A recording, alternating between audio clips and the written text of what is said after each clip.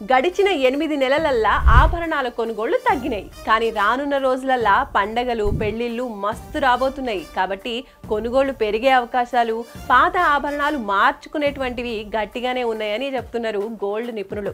ఇక ప్రస్తుతం బంగారం ధరలు 1,11,000కు పైనే ఉన్నాయి.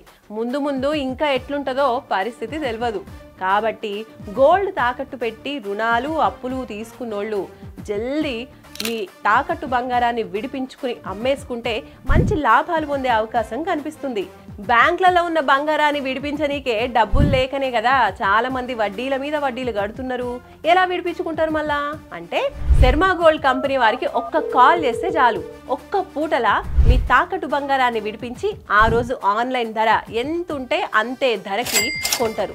ఇక మిగిలిన అమౌంట్ మీకే ఇచ్చేస్తారు.